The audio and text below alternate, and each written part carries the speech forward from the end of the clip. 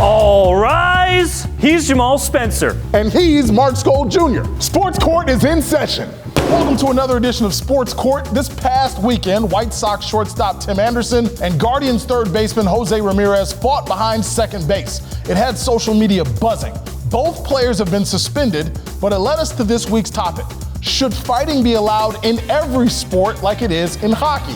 Now, back in 2019, following a one-sided fight between Capital superstar Alexander Ovechkin and former Muskegon Lumberjack Andrei Svechnikov, I wrote an opinion stating that hockey should do away with fighting. After much deliberation and a lot of tongue lashing from hockey fans, you know what? I'm gonna walk that one back. I understand why it's important to the sport of hockey, but if it's so important to the sport of hockey, surely it can be used in other sports without suspensions as a punishment. If you're gonna allow people to settle their differences on the ice with a couple of slugs, go to the penalty box to cool off, and then continue playing, I think every other professional sport could do the same. First off, Jamal, how are you going to promote violence on this program? That's ridiculous. Second off, no, absolutely not. Because when I think of violence, especially in the NFL, which is already a violent game, I think back to the Myles Garrett swinging the helmet, hitting Mason Rudolph on the head. If we're promoting fighting, that could lead to more moments like that, which is something that nobody wants to see. And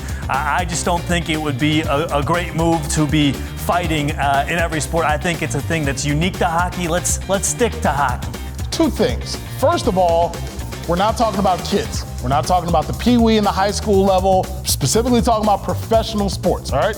That being said, I'm not talking about using your helmet like a medieval weapon. I'm talking about being able to just slug it out, settle your differences one-on-one, and after that, you squash it. Again, hockey's been able to do this for such a long period of time that I think they make it look easy. I think they make it look so structured in the way it is that you might be a little bit nervous to see football players, basketball players, or even baseball players slugging it out. Because every time a player gets hit with a pitch in baseball, the bullpen somehow have to get into it. I'm talking about one-on-one, two athletes settling their differences with a couple of blows. What could go wrong?